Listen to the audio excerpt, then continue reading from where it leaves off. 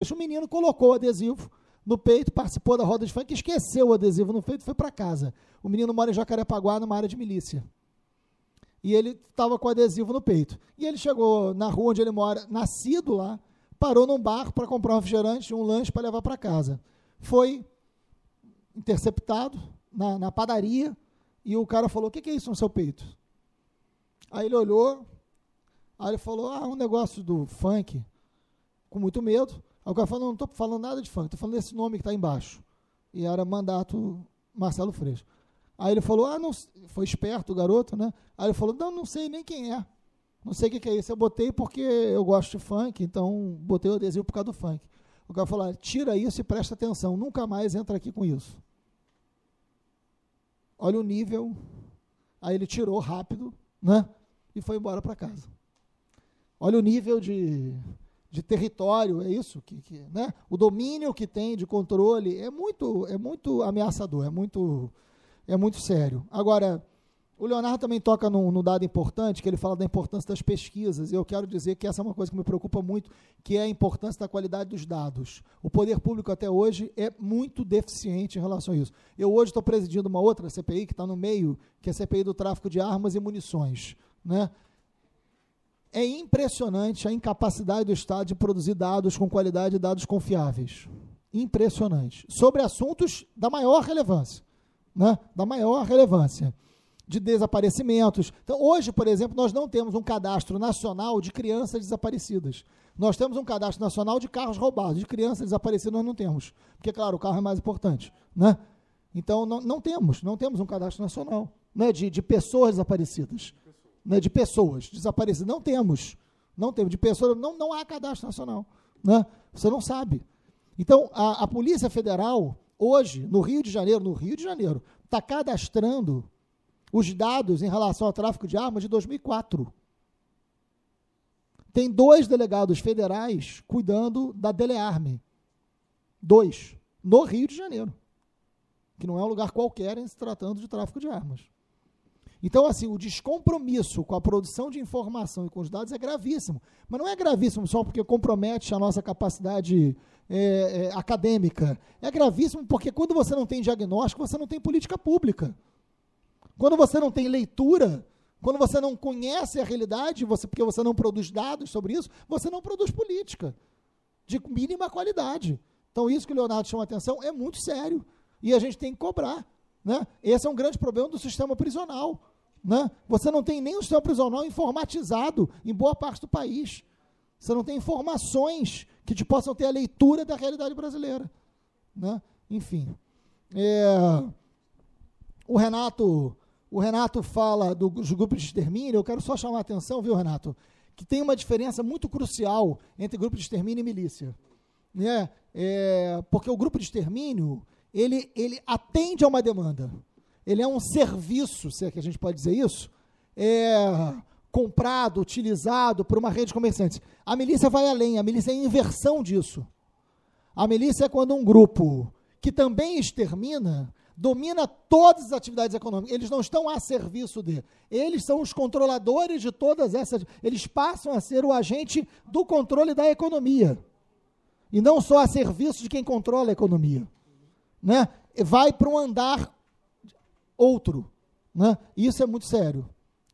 Então, é a sofisticação desse crime, mas é diferente. A gente tem que estar atento para isso, né? Porque é mais sofisticado nesse sentido. Inclusive, vários lugares do Rio de Janeiro que tinham um grupo de extermínio não necessariamente se transformaram em milícia, não é um caminho natural. Né?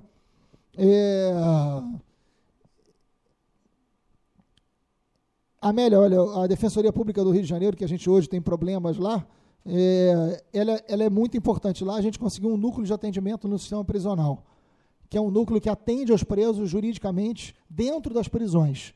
Mas o que acontece com isso? Por que isso não pode substituir o mecanismo de prevenção à tortura? Né? Não, claro, por que não pode? Porque o defensor que vai, ele tem uma função jurídica ali, uma demanda de trabalho absurda. Né? E não dá para misturar essas coisas. Né? Exatamente. O mecanismo ele é essencial e não pode se confundir com o trabalho da Defensoria Pública, que é também fundamental dentro das prisões, porque a gente sabe que as varas não dão conta desse... Exatamente. Então, só para que isso não paire do... Não, já tem a defensoria, porque eu ouvi isso no Rio. Já tem a defensoria, para que o mecanismo? São coisas completamente distintas. Exatamente, são coisas que se complementam, e não é assim. E aí, por fim, eu quero chamar a atenção para uma coisa que o Renato tocou, sobre as UPPs, a possibilidade de nacionalização do debate das UPPs. Em nenhum momento houve qualquer fala, e eu acho que eu posso falar pelo Leonardo, pelo Renato, pelo João, né, pela Amélia, não há nenhuma posição contrária à lógica do policiamento comunitário. Não é isso. Nós não somos... Nós, inclusive, reconhecemos que dentro da própria UPP tem avanços, tem questões positivas. Não há uma radicalização cega em nenhum momento, porque nos acusam disso. Aliás, fazem uma coisa que é covarde. Diz, vocês são contra o PP porque vocês preferem o tráfico lá? Isso eu não aceito. Isso é um argumento covarde. Esse é um argumento covarde, porque eu estou discutindo o Estado. Eu não estou discutindo o Estado ou o crime. Crime é crime, ponto. Né? Mas você é contra o PP porque era melhor na época do tráfico? É óbvio que não. É óbvio que não. Isso ninguém está defendendo, nem nunca vai defender. Ninguém quer o retorno do tráfico armado. Ninguém nunca, até porque o tráfico nunca nos perguntou se ele podia ou não entrar. Nem nunca me perguntou para nenhum morador. Posso ficar aqui e estabelecer aqui minhas armas? O morador falou, não, tudo bem, fica aí. Isso nunca aconteceu. Então não é assim. Então não é uma escolha entre a barbárie e o Estado que não funciona. Não. Eu só posso discutir o Estado. Eu não vou discutir o tráfico, porque não tem parâmetro para esse debate. Né? E dentro do debate do Estado, eu quero dizer que a gente reconhece avanços, sim, na política do policiamento comunitário. Agora, não é isso só que está acontecendo no Rio de Janeiro. Não é isso só. Eu não quero só a polícia na favela. E eu quero a polícia a serviço da proteção dos moradores da favela, e não como instrumentos de produção de obediência, e não como instrumentos do controle local para a valorização dos investimentos do capital, fazendo o Rio de Janeiro ser uma das cidades mais caras do mundo. É isso que nós não queremos. Nós queremos a polícia na favela, sim, e o morador da favela quer a polícia lá. Mas para quê? Para que percepção de segurança? Para que projeto de desenvolvimento? Para que papel que a favela vai... Nós queremos a favela como protagonista de uma outra concepção de cidade. Nós não queremos as favelas removidas. Nós não queremos as favelas escondidas. Nós queremos as favelas como protagonistas de uma outra concepção de vida urbana. Esse é o debate que a gente quer fazer. E aí o debate da segurança entra nesse debate. Então, para que a gente não seja vítima de comentários... digamos, não muito honestos, né, posteriormente. E olha, e por fim, mesmo, o Renato toca num ponto que ele leu lá os comentários do nosso debate, da organização da vinda, e é impressionante como é que ainda tem setores, que nós sabemos o porquê que fazem isso, insistem em desqualificar o debate dos direitos humanos, dizendo que são defensores de bandidos, que são defensores de bandidos de todas as idades, para quem trabalha com as crianças e adolescentes, né? Dizendo que defende preso. Eu quero dizer o seguinte, hoje, antes de qualquer coisa, a defesa por direitos humanos é a defesa do cumprimento da lei. Né? Por isso que a Defensoria Pública é tão importante, porque nós queremos que a lei seja cumprida. Nós não queremos que a lei não seja cumprida para um, nós só queremos que a lei seja cumprida para todos, porque a lei não define que tortura pode acontecer. A lei não define que o extermínio pode acontecer. A lei não define que a superlotação possa acontecer. A lei não define... Então, nós queremos leis cada vez mais justas, né, e queremos mudar essas leis, e queremos que elas sejam cumpridas para todos.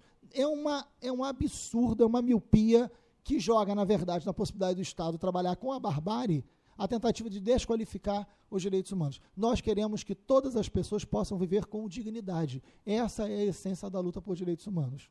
Né? A dignidade não pode ter CEP, como a Renata sempre diz. Né? A dignidade não pode estar na beira-mar. A dignidade não pode ser definida pela conta corrente. A dignidade tem que estar garantida a toda pessoa humana. Ponto. Né? E não é verdade dizer, não, mas você fala isso porque você nunca foi vítima, né? Porque você nunca... Né? Porque se o dia que fizerem alguma coisa contra a sua filha, você vai ter um outro olhar. Esse debate ele é podre. Né? Ele é covarde. Eu quero dizer que eu cheguei aqui na segunda-feira. Né? Nós chegamos aqui na segunda-feira, dia 25. Na segunda-feira, dia 25, era aniversário de 5 anos da morte do meu irmão. Né?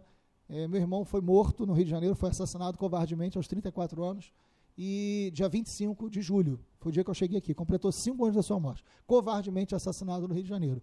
Em nenhum momento depois da morte do meu irmão, que foi o negócio mais dolorido que eu já vivi, eu mudei de opinião em relação à defesa dos direitos humanos, né? Então, eu não gosto de usar esse exemplo, mas eu quero dizer o seguinte, em nome dele, de todas as vítimas, para que ninguém passe pelo que a minha família passou, é que a gente vai continuar defendendo os direitos humanos de todas as pessoas. Obrigado, gente.